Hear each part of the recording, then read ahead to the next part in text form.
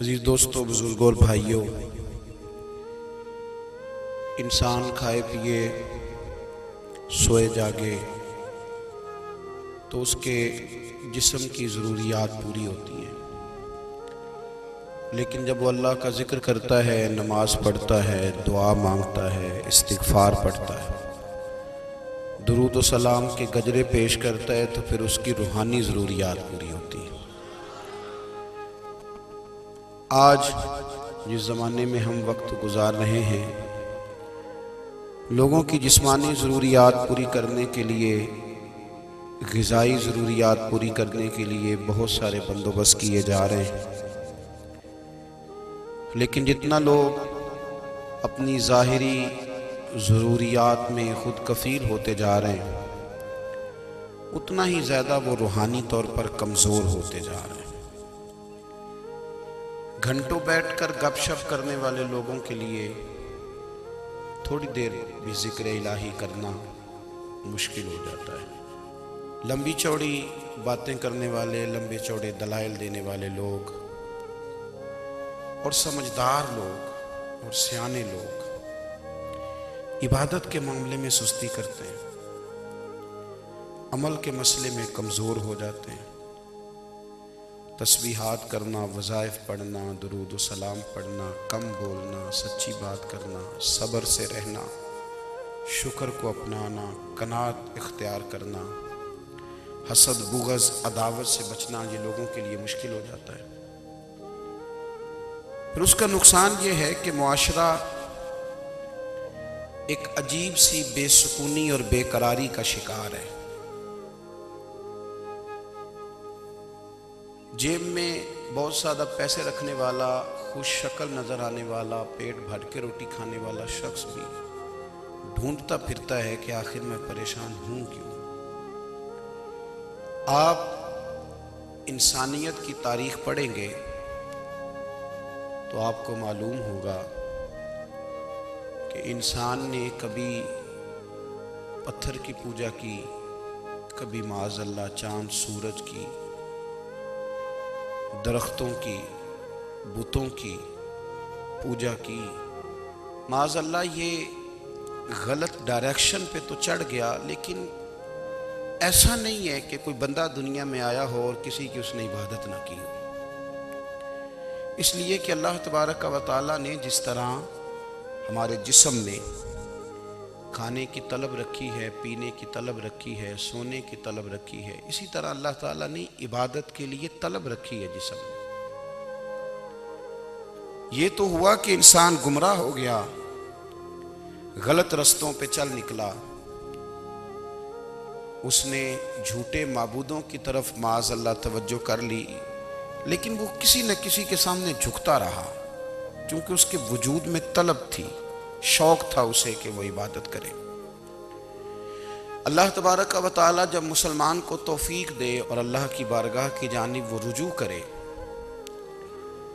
تو پھر اس کا رویہ یہ ہونا چاہیے کہ اس کی توجہ ہو اللہ کی جانب۔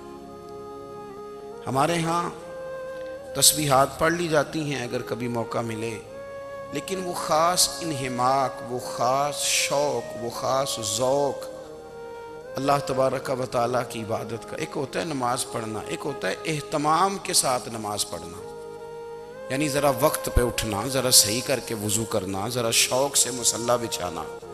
ایک ہوتا ہے تسبیح پڑھ لینا، اور ایک ہوتا ہے ذرا تھوڑا سا نا شوق کے ساتھ اللہ کو یاد کرنا۔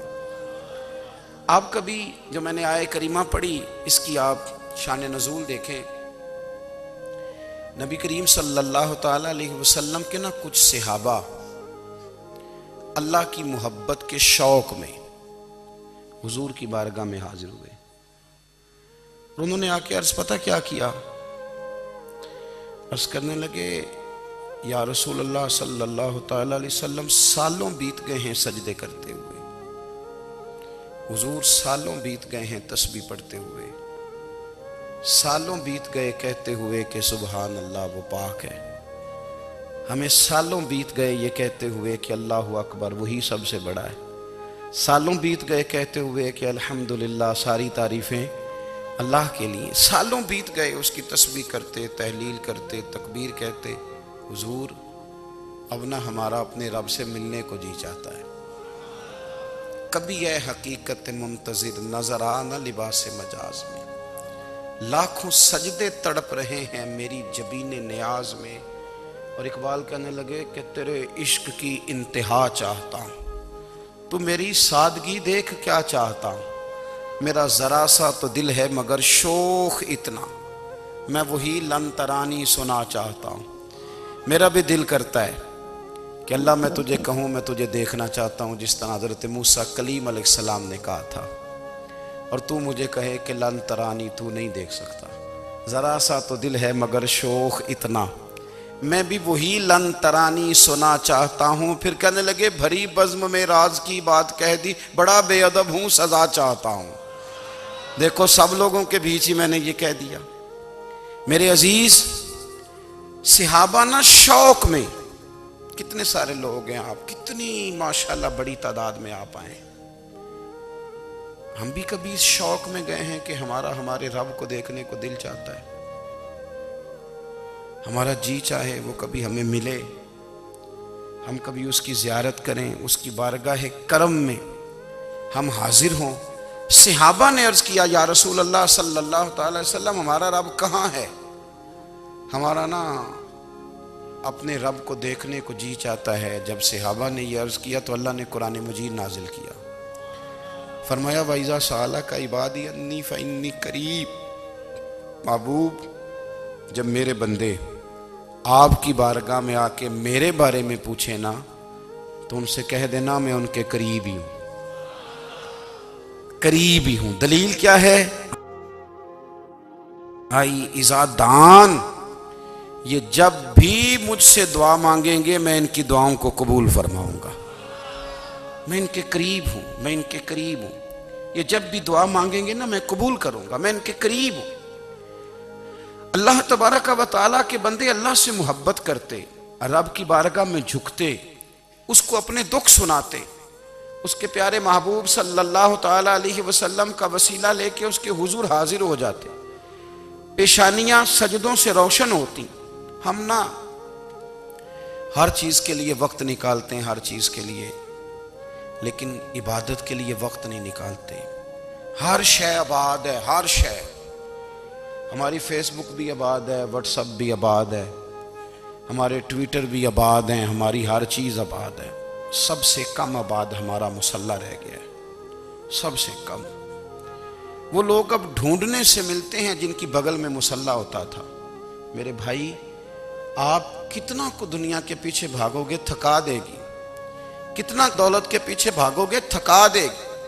آپ جب اپنی زندگی میں جمع تفریق کرو گے نا تو مرتے وقت احساس ہوگا کہ سارا کچھ تو لوگوں کے لیے کیا، اپنے لیے تو کر ہی کچھ نہیں سکے۔ اور ہم عبادت کے معاملے میں بہانے بازی بھی کرتے ہیں، ہم کہتے ہیں اوہو رزق کمانا بھی تو عبادت ہی ہے نا، تو میں حلال روزی کے لیے جا رہا ہوں، یہ بھی تو عبادت ہے نا۔ میری طرح کے لوگ کہہ دیتے ہیں کہ میں سویرے اٹھ کے مدرسے میں کچھ اسباق دیکھتا ہوں تو یہ بھی تو عبادت ہے، میں بیان کرنے کے لیے مطالعہ کرتا ہوں تو یہ بھی تو عبادت ہے نا، اتنے لمبے سفر کر کے ملک میں دنیا میں گھومتا ہوں تو یہ بھی تو میں عبادت ہی کر رہا ہوں۔ اب اسپیشل نفلوں کے لیے وقت کس طرح نکلے، اسپیشل کر کے تسبیح میں کیسے چلاؤں، میں سارا کچھ ہم بہانے بنا لیتے ہیں نا۔ میرا سوال یہ ہے کہ یہ ساری باتیں صحابہ کو، نبی کریم کو، دیگر لوگوں کو بھی تو پتہ تھی نا، لیکن آپ غور تو کریں 23 سال حضور کو وقت ملا، مختصر وقت ظاہراً تبلیغ کرنے کے لیے، پوری دنیا میں دین بھی پھیلانا ہے۔ گھر میں 11 ازواج ہیں، 4 بیٹیاں ہیں، ان کی اولادیں، سارے کام کاج بھی دیکھنے ہیں، لیکن سیدہ طیبہ طاہرہ حضرت عائشہ صدیقہ رضی اللہ تعالیٰ عنہ فرماتی ہیں سارا دن تبلیغ کرتے، ہر غلام کے دکھ سنتے، گھر میں آتے تو اپنے گھر والوں کا خیال کرتے، کام میں ہمارا ہاتھ بٹاتے۔ قربان جاؤں، کہتی ہیں زمانہ سارا سو جاتا لیکن آمنہ کے لال مصلی بچھا لیتے۔ دنیا سو گئی، ساری سب سو گئے، جو خدام تھے، وہ جو غلام تھے وہ سو گئے۔ صحیح مسلم میں لفظ ملیں گے، سیدہ پاک فرماتی ہیں او میرے نبی کے غلاموں، میں نے یہ رنگ بھی دیکھا ہے کہ حضور نے اتنا کھڑے رہے، اتنا قیام کیا، اتنا قیام کیا کہ مقدس پیروں میں ورم آ گئے، सूज गए पैर, इतने बड़े। दिल पे हाथ रख के नहीं बता सकता कि मेरे कभी नमाज में पैर सूज गए, कोई नहीं बता सकता। बच्चों की रोटी कमाते थक गए, बात अलग है। हम सैर करने गए तो थक गए, बात अलग है। लेकिन इबादत में ये भी तो मुस्लिम शरीफ है ना, ये भी तो दीन है ना, ये भी तो हुजूर की सुन्नत है, ये भी तो वो चीज है जो करीम की आंखों की ठंडक है। सैयदा फरमाती हैं पैरों में वरम आ गए और सारी रात ही हुजूर ने नमाज पढ़ी और एक ही आयत बार बार दोहराई। मस्जिद नबी में बिलाल हबशी ने फजर की अजान दे दी और हुजूर अभी मुसल्ले पे थे। करीम फारिग हुए, मैंने अर्ज की या रसूल अल्लाह सल्लल्लाहु अलैहि वसल्लम, आपके तो सदके अल्लाह अगले पिछलों के गुनाह माफ करेगा, तो आप इतनी आहोजारी क्यों फरमाते हैं? आप तो शफी हैं, आप तो अंबिया के इमाम हैं। तो हुजूर ने फरमाया आयशा तुमने गिनवाया है ना मेरे अल्लाह की मुझ पर कितनी रहमत है। अफला अकूना अब्दन शुकूरा, फरमाया अगर उसने इतनी नेमतें दी हैं तो क्या मैं उसका शुक्रगुजार बंदा ना बनूं? मैं शुक्रगुजार बंदा ना बनूं उसका? फिर अगर इतनी नेमतें उसने दी हैं, मुझे इतना नवाजा है, तो फिर मैं उसके सामने सजदे ना करूं? ओ मेरे भाई, बड़े काबिल फख्र लोग हैं हम कि हम नबी पाक के गुलाम हैं। हम काबिल फख्र हैं कि नबी करीम के गुलाम हैं। क्या कभी इस गुलामी के शुक्राने में भी दो नफल पढ़े कि या अल्लाह तेरा शुक्र है तूने हमें हुजूर का गुलाम बनाया? याद रखें कि अपनी रूहानी जिंदगी को आबाद करें, इस्तिगफार पढ़ें, तस्बीहात करें। हजरत अब्दुल्ला इब्न उमर रदी अल्लाह ताला अन्हु, हजरत उमर के साहिबजादे, मक्का मुकरमा में उनकी कब्र है। मैंने जब उन्हें पढ़ा तो मुझे उनसे बड़ा प्यार हो गया। लेकिन आपको पता है वहाँ जाके किसी शख्स का मज़ार तलाश करना या पूछना एक मुश्किल काम होता है। तो एक दफ़ा मैं मक्का शरीफ में हाजिर था, तो एक गाड़ी वाला ड्राइवर मुझे कहने लगा कि मौलाना मैं आपको जानता हूँ, मुझे आपसे मोहब्बत है, एक बात बताऊँ आपको? मैंने कहा बताओ। कहने लगे हज़रत अब्दुल्ला इब्न उमर की कब्र देखनी है। मैंने कहा ये तू नहीं कह रहा, ये किसी ने बंदोबस्त कराया है, ये अल्लाह ने तेरे दिल में बात डाली है, ये हो गया, तू ले चल मुझे। हजरत अब्दुल्ला इब्न उमर को नबी पाक ने फरमाया था राजुलुन सालिह, ये नेक बंदा है, ये मुत्तकी आदमी। हजरत अब्दुल्ला इब्न उमर रदी अल्लाह ताला अन्हु सैयदना फारूक आज़म रदी अल्लाह ताला अन्हु के साहिबजादे हैं और इनकी हमशीरा सैयदा हफ्सा रदी अल्लाह ताला अन्हा हुजूर की ज़ौजा मोहतरमा है। एक दिन अपनी हमशीरा से कहने लगे कि नबी करीम सल्लल्लाहु ताला अलैहि वसल्लम घर में आए ना, और अगर हुजूर गम उम्मत में परेशान ना हो, तबीयत को हशाश बशाश देखो, तो ज़रा पूछना तो सही हुजूर का मेरे बारे में क्या ख्याल है। पूछना तो सही कि करीम की बारगाह में मेरा क्या मकाम है, मेरे बारे में हुजूर क्या फरमाते हैं। अब बहन को काम बताए और बताए भी भाई, और फिर बहन वो काम ना करे, ये तारीख में होता नहीं।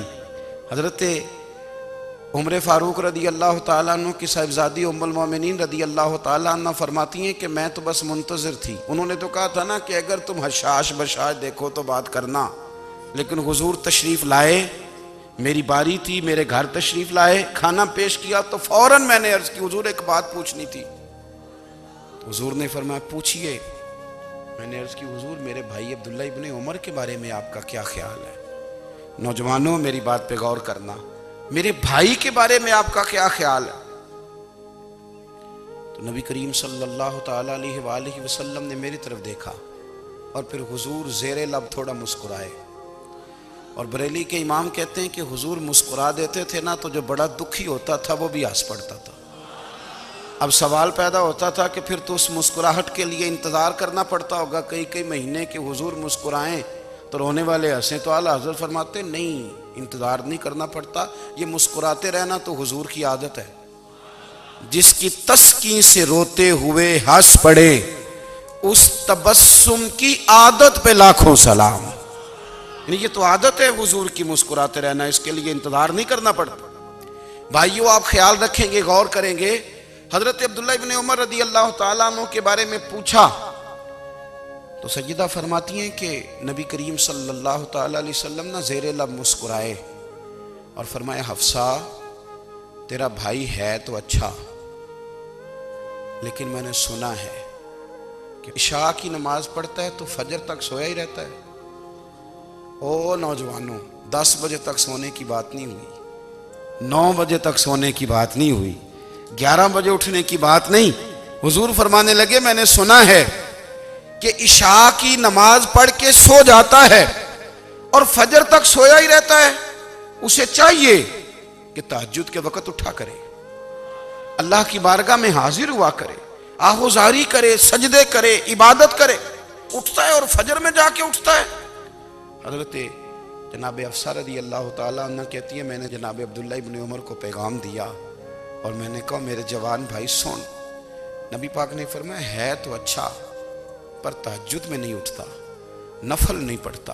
او میری ملت کے جوانوں، مزہ نہیں آ جاتا جب ساری دنیا سوئی ہو، ساری دنیا، اور بستر بھی گرم ہو اور نیند بھی پورا غلبہ کر رہی ہو، اور اچانک گھنٹی بجے دماغ میں، آنکھ کھلے، گھڑی پہ نظر پڑے، 3:30 4 بجے کا پیغام گھڑی بتائے، اور کوئی چڑھتی جوانی والا اٹھ کے وضو کرے، اور جب وہ مصلی کھول کے بچھائے تو مدینے والے محبوب کہتے ہیں کہ ہر نماز پہ رب ثواب دیتا ہے، اور جو اٹھ کے تہجد کی نماز پڑھے اسے دیکھ کے تو رب مسکراتا ہے، جو اس کی شان کے لائق ہے، جو اس کی شان کے لائق، وہ مسکراتا ہے، خوش ہوتا ہے کہ میرا بندہ تہجد میں اٹھ گیا، وہ مسکراتا ہے۔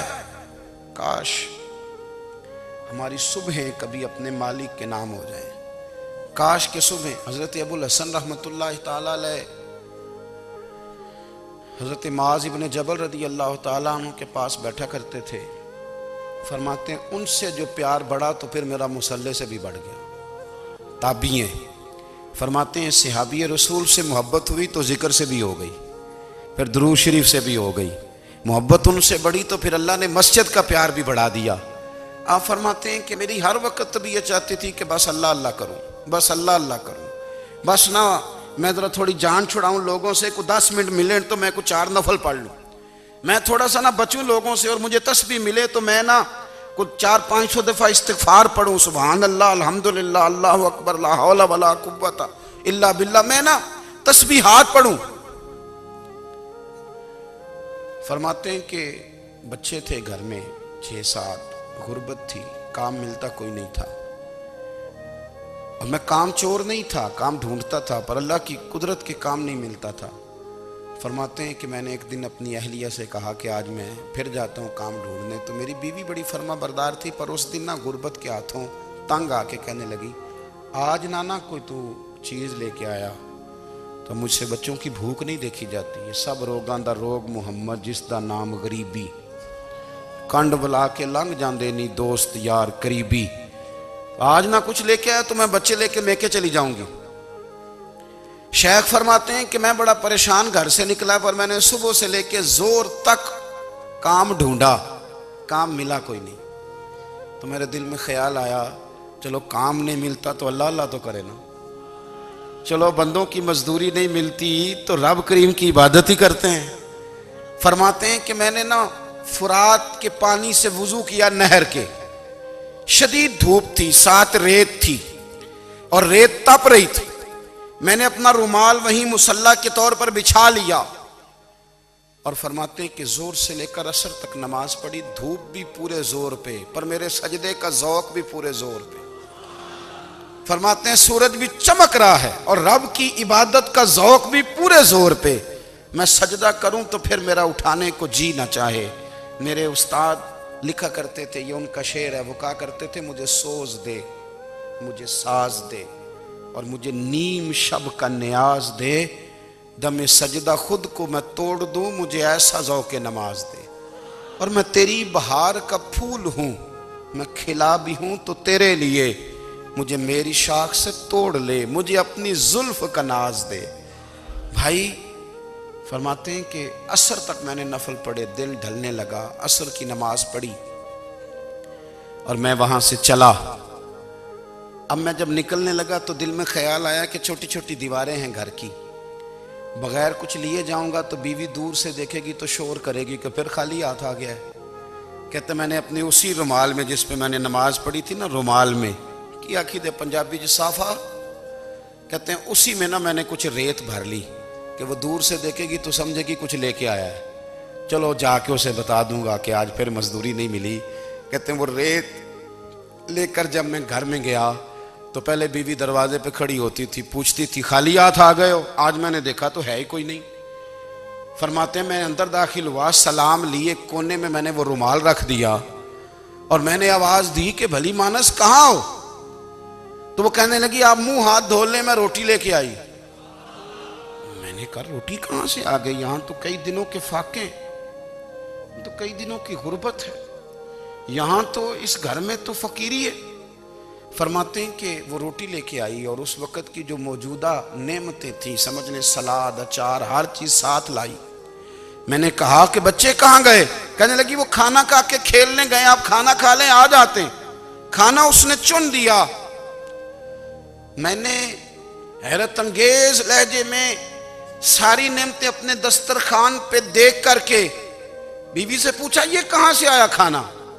بچوں کو تو نے کہاں سے کھانا کھلایا؟ یہ سارا کچھ کیسا ہے؟ تو کہنے لگی پتہ نہیں آج آپ کس کریم کی مزدوری کرنے چلے گئے تھے، پتہ نہیں کس کریم کی، میرے گھر میں تو اتنی نعمتیں آئی ہیں کہ مجھ سے سنبھالی نہیں جا رہی، اتنا اناج ہے، اتنا گندم ہے، کس کریم کے دروازے آج چلے گئے تھے؟ یہ کہتے کہتے وہ اٹھی اور اٹھ کر کے کہنے لگی پہلے بڑا کچھ آیا تھا، اب کیا لے آئے ہو؟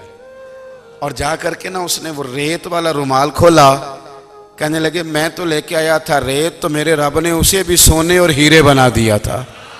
جب آپ کی توجہ اللہ کی جانب، میرے نبی پاک صلی اللہ تعالی علیہ وسلم نے فرمایا ہر چیز اپنے رب سے مانگ، ہر چیز مانگ، ہر چیز مانگ۔ یا رسول اللہ کیا کچھ؟ میرے محبوب نے فرمایا تیرے گھر میں نمک بھی ختم ہو جائے تو وہ بھی اپنے رب سے مانگا کر، تو مانگنا وہ تجھے دے گا، تو اس کی بارگاہ میں کشکول طلب دراز تو کرنا۔ اور ترمذی شریف میں عجیب لفظ ہیں، رسول کائنات نے فرمایا، رب کریم فرماتا ہے جب میرا بندہ ہاتھ اٹھاتا ہے نا تو مجھے حیا آتی ہے کہ میں خالی کیسے لوٹا دوں اس کے۔ اتنے بڑے بادشاہ کی بارگاہ میں، او بھائی لوگوں سے عزتیں تلاش کرتے ہو تو وہ کیا تمہیں عزت دیں گے؟ وہ تو کل اچھا کہتے ہیں پرسوں برا کہنے لگ جاتے ہیں۔ لوگوں کے سامنے گڈ بک میں آنا چاہو گے تو وہ تو سویرے تمہارے بارے میں کچھ کہیں گے، شام کچھ اور کہیں گے۔